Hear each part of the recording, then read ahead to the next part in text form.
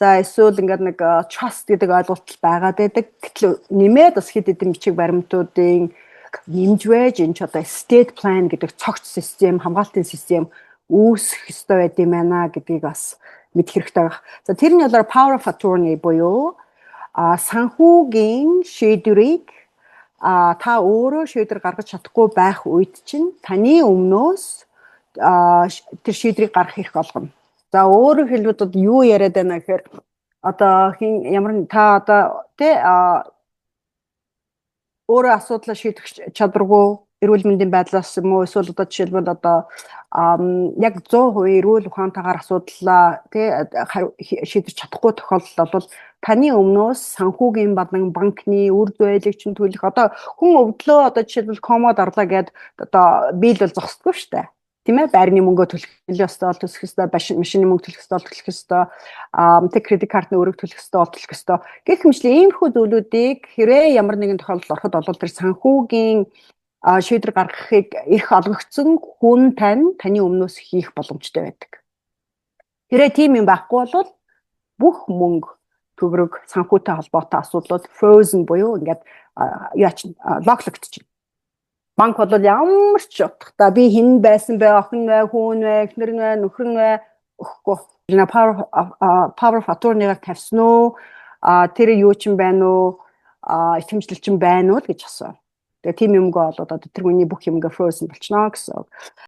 За вебинарт орж ирсэн хүмүүстээ маш их баярлалаа. Тэгээд энэ видеоноос одоо тодтогч хэлэхэд те уянгаа хичээсэн асууя. Давхар trust буюу одоо тэр үл хөдлөх хөрөнгийн гэрээслэл одоо хийлэхэд хангалтгүй. Тэрнээс гадна бас те power of attorney буюу одоо санхүүгийн итгэмжлэлийг хийлэх хэрэгтэй. Estate plan дотроо гэж штэ. Тиймээс одоо урьдчилан яг ямар одоо бичиг баримтууд юу хүмүүс хийлэх ёстой юм бэ? Энэ хоёрын ялгааг та нар ойлгож байгаа юу гэдгээ бас асуугаарай. Давхар тэгээ уянгаа хичээсээ бас давхар тодорхой асуугаад авъя энэ бичлэгээрээ. За ерөнхийдөө эхлээд нэг ингээд ойлгуул яаж юм бүгдээ би ойлгох хүмүүст одоо ингээд маш энгийн хэллэгээр энгийн жишээ татаад яриулаас амрах юм болоо. За estate plan буюу өв хөрөнгийн төлөвлөлт гэдэг нэг ингээд нэг том бүтэн одоо энэ pie гэж торт гэж бодчих. За ингээд тортыг бол 8 зүсэх юм уу, 6 зүсэх юм уу, 4 зүсэх юм уу бол таны одоо ингээд хүслэр бол хэд зүсэж болно шүү дээ. За estate plan буюу тэр одоо estate plan тортыг бол ихэвчлэн хүмүүс бол 5-6 удаа зүсмээр бол төсөөлөхөд бол болно. Яагаад гэвэл тэр 5-6 чухал одоо зүйлсэд орж иж бүхэл бүтэн тэр өв хөрөнгийн төлөвлөлт гэдэг юм гарч ирж байгаа.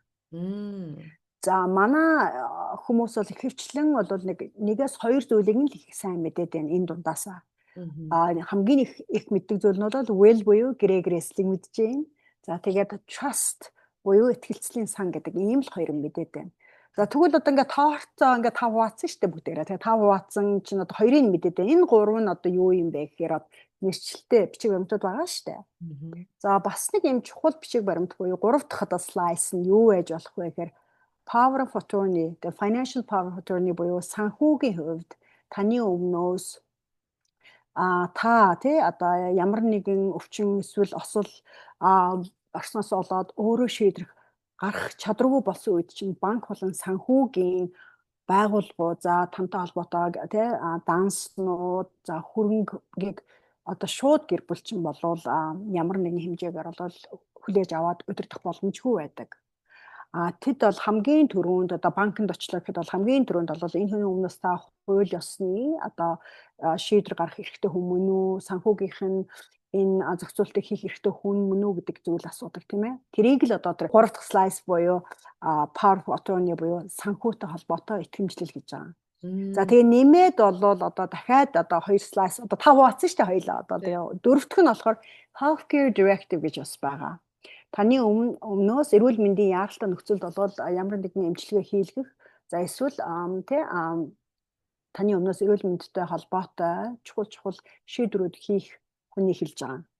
За тэгээд дахиад нэг одоо слайс үлдсэн. Тэрийг нь болохоор одоо миний хувьд бол яг заавалчгүй нэг бол бидэх бичиг баримт бол биш. Гэхдээ beneficiary designation гэдэг бол даатгал, тэтгэврийн сан, за альва нэг банкны данснуудад бол өвлөгчийг тодорхойлсон байх ёстой. Өөрөөр хэлбэл одоо хэн энийг одоо хүлээн өвлөн авах вэ гэдгийг сайн тодорхойлоогүйгээс болоод бас тэдэн дээр нь асуудал их гардаг байхгүй. Тэгэхээр тэрийгээ бас хүмүүс өөрсдөө шалгаад мэдээд зохицуулалтаа зөв хийсэн байх ёстой шүү гэдгийг одоо бас сануулдаг байгаа байхгүй. Өөрөөр хэлбэл одоо энэ тавыг л одоо торч шиг одоо энэ тавыг хийцэн байхад бол та өөрийгөө би бүхэл бүтэн estate plan буюу өвд хөрөнгийн төлөвлөлтөө хангалттай хийсэн гэж хэлэхэд болж байгаа.